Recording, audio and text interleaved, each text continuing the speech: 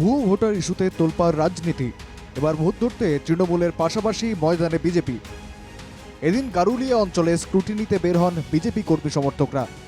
তাদের দাবি, বেশ কিছু ভুতুরে ভোটারের হদিশ মিলেছে ভোটার তালিকায়। তালিকাভুক্ত বেশ কিছু ব্যক্তির মৃত্যু হলেও মৃতদের নাম জলজল করছে সংশোধিত ভোটার তালিকায়। মৃতের আত্মীয়ের দাবি, প্রশাসনের কাছে মৃতের নথি জমা দিলেও নাম বাদ যায়নি তালিকা থেকে। আমার দাদু মারা গেছে। কি নাম দাদু? রামদাস পাসওয়ান। কবে মারা গেছে? 2024 ফেব্রুয়ারি মাসে মারা গেছে। তো, দাদুর যে ভোটার কার্ড বা রেশন কার্ড যেগুলো সরকারি প্রমাণপত্র সেগুলো সব পুরসভা জমা দিয়েছিলেন? হ্যাঁ, আমি জমা দিয়ে দিয়েছি। কিন্তু দাদু মারা গেছেন বলছেন, কিন্তু নতুন যে ভোটার কার্ড লিস্ট যে বেরিয়েছে সেইখানে আপনার দাদুর নাম আছে, আপনি জানেন?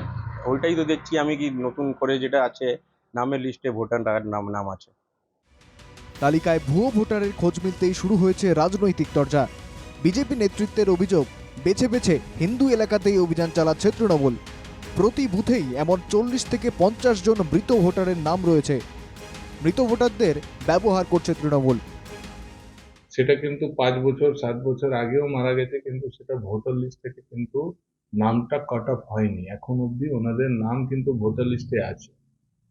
এবার যারা মারা গেছে এই ভোটারগুলোই কিন্তু দেখবেন বিভিন্ন সময়ে শাসক দল ভোটটা পোল করে দেয়। আপনার এক একটা মানে প্রত্যেক বুথে, মানে এক একটা পার্টে অন্তত 50 থেকে 60 খানা করে আপনার ডেড কেস শুরু আছে। শুধু যেখানে হিন্দু ভোটার আছে সেখানেই এনারা ভোটার লিস্ট নিয়ে বেরোচ্ছে। এনাদেরকে বলুন তো একটু মুসলিম এরিয়াতে ঘুরে একটু স্ক্রুটনি করতে জন্য। শাসক দলই তো এই ভুয়া ভোটারের নাম রেখে দিয়েছে। আমরা দীর্ঘ 10 বছর ধরে বারবার ইলেকশন কমিশনের কাছে যাচ্ছি, জেলার ইলেকশন কমিশনের কাছে যাচ্ছি, কেন্দ্রীয় নির্বাচন কমিশনের কাছে যাচ্ছি এই ভুয়ো ভোটার ধরার জন্য। আমরা দেখেছি যে ভুয়ো ভোটার আমাদের বাড়ির লোকজন মারা গেছে, তারাও হচ্ছে, আমি গারুলিয়া থাকি, তাদের নামও এখন ভোটার তালিকায় আছে। ফলে শাসক দলের এগুলো নাটক। ভোটার লিস্টে যে ভুয়ো ভোটারে ভর্তি আছে এই ব্যাপারে আমাদের দলের পক্ষ থেকে বলা হয়েছে। পরবর্তীকালে নির্বাচন কমিশনারও এই ব্যাপারটা মেনে নিয়েছে এবং এখন বিজেপিও বলতে আরম্ভ করেছে যে ভুয়ো ভোটার বা মৃত ভোটাররা রয়েছে।